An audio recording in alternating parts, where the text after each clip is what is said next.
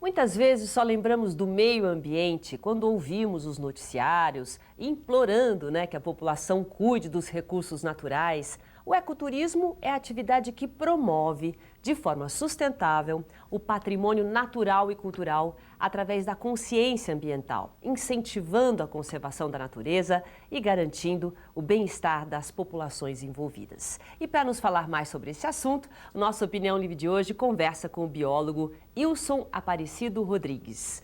Muito obrigado pela sua presença, Ilson. E para começar, qual é a diferença de turismo e ecoturismo? Bem, nós temos dentro do turismo várias linhas, várias facções. E aí nós temos o turismo, geralmente voltado mais para áreas urbanas, e o ecoturismo voltado para a área natural, que tem alguns atrativos naturais. Qualquer coisa que tenha natureza já é ecoturismo? Já posso meio que classificar como ecoturismo. Porque agora a gente está ouvindo muito, até como eu comecei o programa, está na moda, Tá. Como se estivesse na moda você fazer coisa ao ar livre, você curtir a natureza. Mas, na realidade, você como biólogo, qual é a sua visão do ecoturismo? Para que serve para você, no sentido de passar para a população o ecoturismo? O ecoturismo acho que é um meio que a gente tem para fazer com que a população, as pessoas conheçam um lugar preservado, com a natureza, e ela entre em contato. E a partir do momento que essa pessoa ela conheça esse lugar, ela vai fazer o quê? Ela vai começar a preservar mais, ela vai querer preservar mais, certo? Porque quando você fala muito, hoje em dia um dos maiores problemas que a natureza enfrenta é o distanciamento da população do meio natural.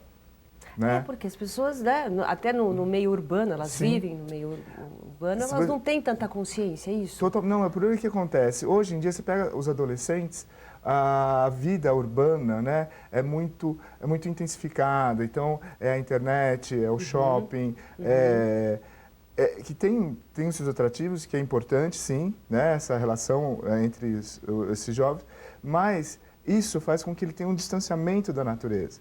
Essa geração que você está falando é uma geração que está longe da natureza, é Exato. isso? Então, o perigo aí é não valorizar essa natureza que a gente tem, justamente por esse afastamento, por esse distanciamento. Eu acho que sim. Esse é um problema muito sério, certo? Porque como você vai preservar uma coisa que você não conhece? Exatamente. Entendeu? Exatamente. Então, a gente só preserva exatamente aquilo que você conhece. Então, quando o adolescente, ou um pai, uma mãe, levam uma criança, um adolescente para um meio natural, e ela tem momentos agradáveis ali, então ela vai olhar aquilo lá com outros olhos.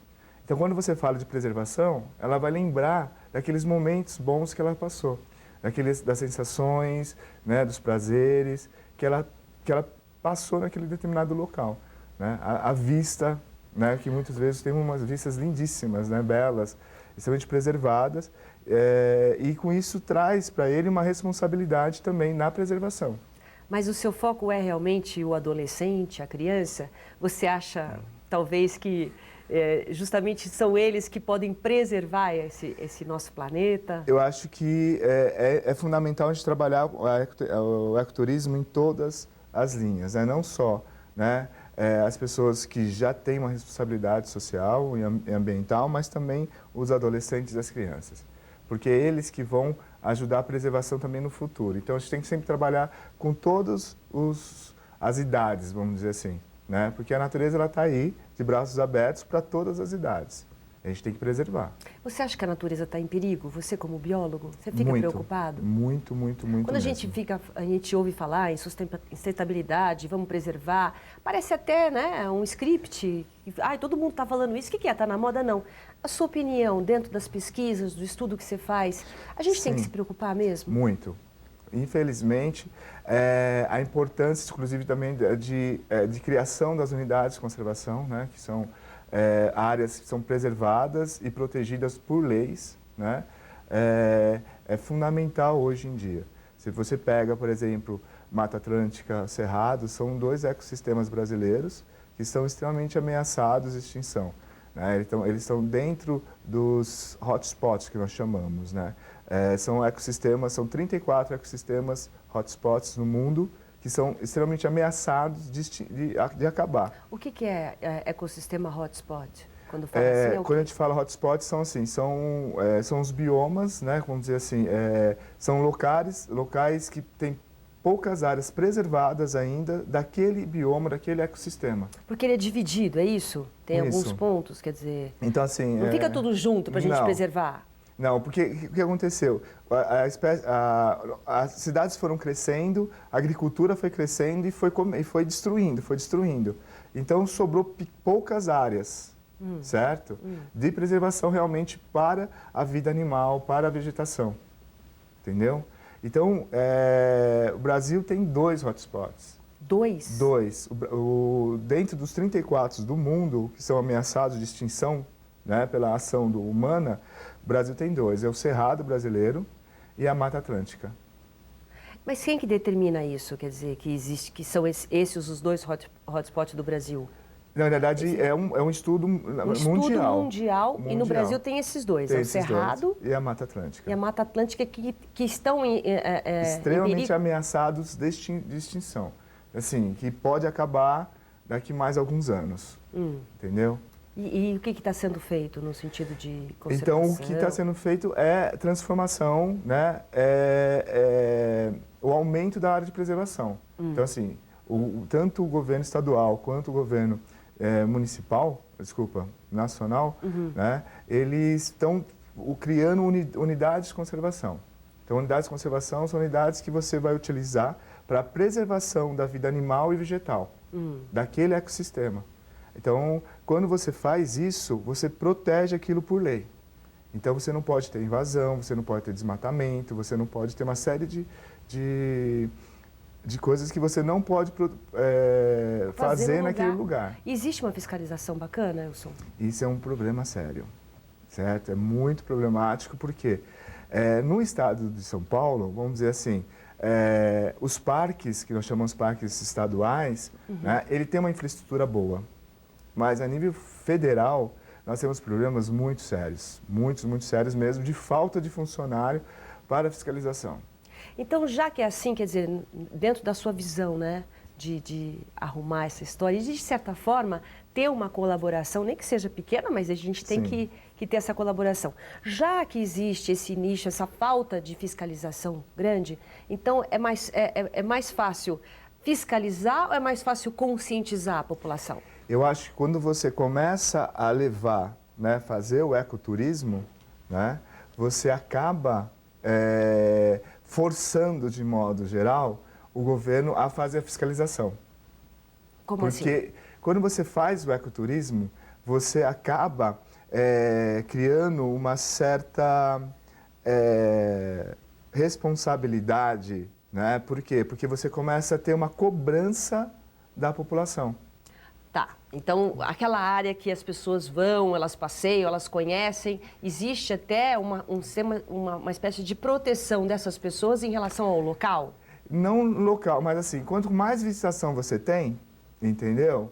Mais você justifica a importância da preservação, entendeu? E quando você passa um abaixo-assinado, quando você faz algum movimento para que aquela área seja preservada, as pessoas logo, né, vão participar porque ela conhece, ela já teve momentos agradáveis, ela já usufruiu daquela natureza de maneira sustentável. Tá, você, como biólogo, você quis seguir essa área do ecoturismo, por quê? Bem, além disso, eu sou professor também, né, de biologia, e eu senti muito a necessidade e a falta, né, como eu falei para você, do distanciamento da atual geração, né, dos adolescentes, das crianças, do meio ambiente, certo? Então, quando eu criei a empresa, para quê? Para justamente levar, né, e fazer com que eles tenham momentos agradáveis e começar a gerar nele uma responsabilidade, que nós chamamos de responsabilidade ambiental, né? Buscar, quer dizer, fazer com que eles realmente se conscientizem que aquilo é extremamente importante. E o Brasil tem bons lugares, né? Muitos lugares, lindíssimos, né? maravilhosos. O Brasil ainda é muito rico nessa área, né? Muito rico mesmo. Por mais que a gente tente destruir, não dá, é muito grande, não é? É uma área muito grande, com paisagens lindíssimas, entendeu? com lugares assim que a gente fica de queixo caído. Tanto que se você vê, esse ecoturismo também ele é muito procurado por estrangeiros. Mais? Muitos estrangeiros. Mais estrangeiros do que brasileiros procuram o ecoturismo no Brasil? Não, acho que Nós a estamos gente ainda, bem curiosos. A gente está curiosos também, entendeu? Mas se você pega áreas, por exemplo, como o Amazonas, né? Você tem Amazonas já é mundial, né? Já é mundial. Então você tem uma área, um público muito grande de turismo indo para lá, entendeu? Então você tem muitos lugares no Brasil onde você tem muito mais turismo, não muito mais, mas assim, se você jogar para uma proporção, né? A porcentagem de turismo estrangeiro é muito maior do que brasileiro. Né? Porque hoje em dia as pessoas preferem de repente ir para o Nordeste do que enfrentar de repente um Pantanal, né? Que é lindíssimo também. Mas né? em termos, por exemplo, quando você fala ecoturismo, não é você ir na natureza do caso no Nordeste que você citou? Sim. E no Nordeste, na praia, isso não é ecoturismo. Ecoturismo é ir no meio da floresta. Você pode até ter o ecoturismo também no Nordeste, entendeu? Mas quando você vai, por exemplo, para uma praia que já está ocupada, entendeu? Que você já tem as casas, você já perde já o encanto, já é um turismo, um ecoturismo. Não é ecoturismo isso? Eu não classificaria como um ecoturismo, eu classificaria como um turismo. Tá. Entendeu? Ecoturismo é quando? É área natural, preservada mesmo, entendeu? E aí você tem, dentro dessa área preservada, você tem vários ramos, desde o turismo de aventura, o ecoturismo da aventura, né? O ecoturismo de apreciação, que é quando você vai para olhar uma beleza cênica, o ecoturismo voltado para uma educação, né? Então você pode, o turismo rural, também pode estar classificado como rural. turismo também. Mas então, quando é ecoturismo, não tem muito a população, não tem gente muito morando, é mais uma coisa natural. Uma coisa mais preservada mesmo, mais natural. Tá, para você ter realmente o contato com as Esse coisas, não ter grandes hotéis, essa estrutura já não é ecoturismo. Não, você pode até ter, certo? Você tem, por exemplo, se você vai para o Itatiaia, né? Você tem hotéis ali perto. Se você vai para Foz do Iguaçu, né? Você tem um hotel dentro daquela unidade de conservação, né? Então, assim, você tem uma comunidade, mas você tem uma coisa mais preservada, entendeu? Uma área mais preservada. Você não tem uma ocupação em massa, né? da população. Então, você não tem aquelas barraquinhas na praia, certo? Isso já é uma invasão. Já acaba sendo uma invasão. Né? Então, se tiver uma barraquinha dentro de um lugar desse, já não é mais. Perde, né? Perde o encanto, né? Você acaba perdendo o encanto. Mas não deixa de ser. Não é? Isso que eu estou querendo dizer. Até para a gente classificar aqui o que é o ecoturismo mesmo. Por isso que, por exemplo, quando você vai, por exemplo, a Porto Seguro, né? Você já pode transformar aquilo como um turismo. Mais turismo do que um ecoturismo. Tá bom. Entendeu? Porque você já tem uma ocupação de massa mesmo, entendeu? Tá certo. Bom, eu vou fazer um rápido intervalo comercial e depois, inclusive, eu vou mostrar aqui um livro que ele tem, você que adora, né? Já sabe o que é ecoturismo, gosta de uma trilha, de realmente explorar alguma coisa.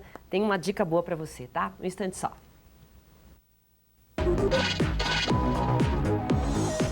Estamos de volta hoje no Opinião Livre, conversando com o biólogo Ilson Aparecido Rodrigues. E uma coisa importante, né, que muita gente que curte já o ecoturismo gosta de fazer, são as trilhas. Sim. Tem muitas trilhas em São Paulo, porque olha aqui, deixa eu ver. Trilhas de São Paulo, conhecer para conservar. Nesse livrinho aqui, que a gente consegue aonde e tem o que de informação? Esse livrinho você consegue dentro dos parques estaduais de São Paulo, certo? Você compra, é muito baratinho, é 5, 10 reais, certo? Em torno de 5 a 10 reais. E é legal porque, assim, quando você abre, ele dá todas as informações da cidade, entendeu? Qual a distância de São Paulo e quais são as trilhas que você tem. Então, você tem trilhas de fácil, porque nós classificamos elas em fácil, médio e difícil. Tá? E o livrinho ele mostra quais são as fáceis, quais são as médias, quais são as difíceis, né? O percurso, quanto tempo demora, né?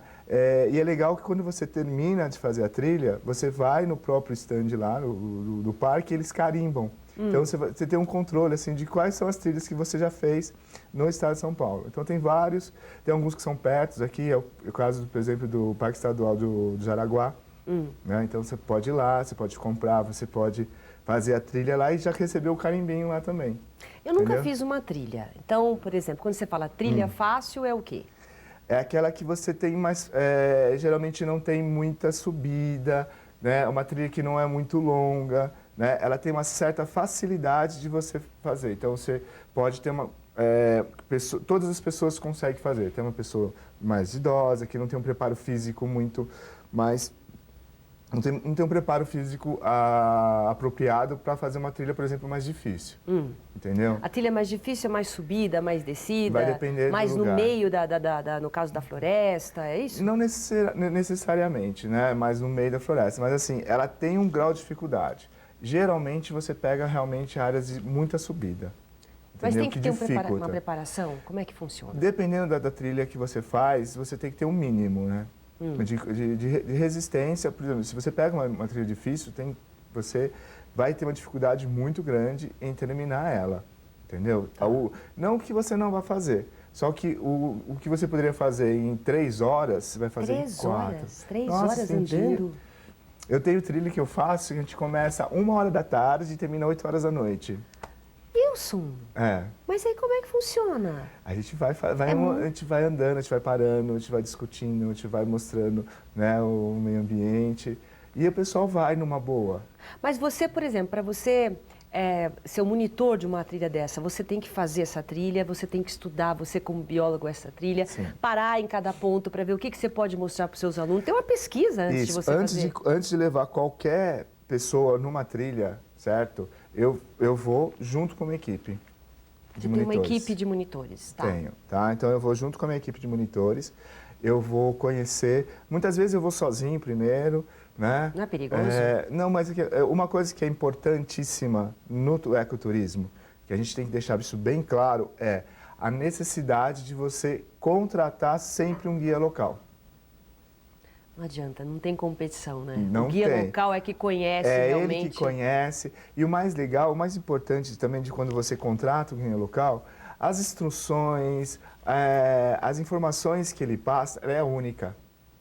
Por mais que eu seja biólogo, que eu conheça aquele ecossistema, tá? O nome daquela planta, o nome daquele, sabe, daquele determinado tipo de animal, é ele que sabe. É o guia local que sabe. É que sabe aquele lugarzinho específico, né? Então, quando você vai ele fazer, conhece. por exemplo, você vai ter...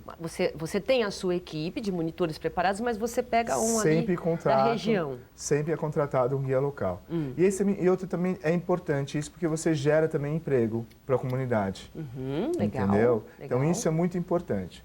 Você tem a segurança de você ter um guia local que conhece, né? E você está ajudando uma comunidade que estão ali para preservar, né? e incentivando eles a preservarem cada vez mais. E que tipo de equipamento tem que levar? Quais são os cuidados que tem que ter para praticar?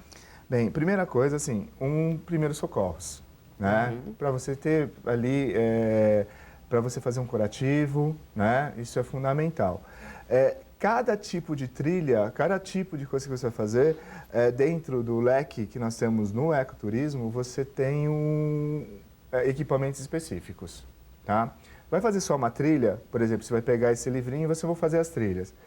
Tênis confortável, né? Roupas leves para você fazer e muita água, né? Você leva o lanche e tem que carregar água. A água é fundamental, né? E acima de vai protetor solar, uma série de outros cuidados que você tem que ter. Mas isso seria o principal, tá?